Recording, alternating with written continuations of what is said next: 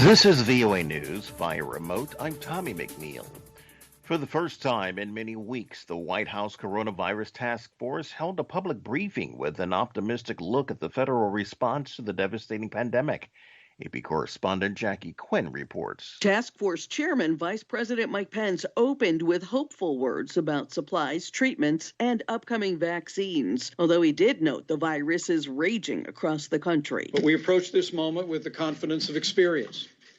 We know the American people know what to do. He says the Trump administration opposes lockdowns and the closure of schools, echoed by CDC Director Dr. Robert Redfield. Kids K through 12, one of the safest places they can be, from our perspective, is to remain in school. Dr. Anthony Fauci says 2 vaccines are nearly ready, but until then, double down. Mask wearing.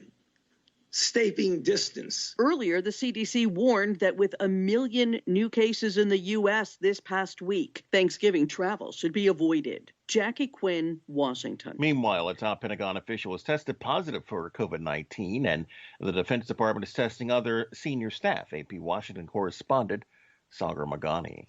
Days after being installed last week as the Pentagon's policy chief, Anthony Tatum met with Lithuania's defense minister, who contracted the virus. Acting Defense Secretary Chris Miller also met with the Lithuanian, as did the Army, Navy, and Air Force's top civilians. On Wednesday, Miller was at Fort Bragg, where video showed him giving handshakes and hugs, and he later met with sailors aboard the aircraft carrier Gerald R. Ford. The Pentagon's top spokesman says the department's doing contact tracing and testing those who came in contact with the Lithuanian delegation. Sagar Magani, Washington. And this is VOA News. Joe Biden has won Georgia. AP correspondent Mike Rossi explains. Joe Biden has won Georgia and gone over 300 electoral college votes. The Associated Press declared Biden the winner of Georgia following announcement by state election officials that a hand tally had been completed, confirming a Biden lead over President Donald Trump of roughly 12,000 votes. Biden's victory is the first in Georgia for Democrats in a presidential election since Bill Clinton took the state in 1992. In 2016, Trump carried Georgia by 5 percentage points. Mike Gracia, Washington. German Chancellor Angela Merkel said Thursday that European Union leaders will continue to discuss the bloc's 1.8 trillion euro plan to recover from the recession caused by the COVID-19 pandemic, which has been vetoed by Poland and Hungary. Hungary and Poland blocked the EU's 2021-2027 budget and recovery plan Monday because access to the funds would be conditional upon respecting the rule of law. The veto is likely to delay hundreds of billions in EU funds at a time when the 27-nation bloc is grappling with the second wave of the coronavirus, and its economy is likely to shrink in the last 3 months of the year in a double-dip recession.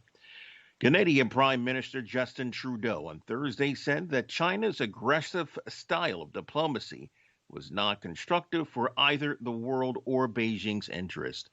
Trudeau's remarks came during a virtual meeting ahead of Friday's summit of 21 APEC leaders that will decide the region's post-pandemic plans for growth. China and other Asia-Pacific leaders have called for more open and multilateral trade to support a global economy battered by the novel coronavirus. These calls were repeated by Chile's president, Sebastián Piñera, who called for a global collaborative approach for trade and on issues like climate change. 4 people who have accused the Frock Cardinal Theodore McCarrick of sexual abuse are suing the Vatican. The lawsuit filed in federal court in Newark, New Jersey, alleges the Vatican should be held liable for allowing McCarrick to serve in multiple positions in New York and New Jersey when it knew there had been numerous allegations of sexual abuse against him. McCarrick was once one of the highest-ranking Roman Catholic officials in the United States. He was defrocked last year. An internal Vatican report released last week found that bishops, cardinals, and popes downplayed or dismissed multiple reports of sexual misconduct by the now 90-year-old McCarrick. The Vatican could not immediately be reached for comment. Via remote, I'm Tommy McNeil, VOA News.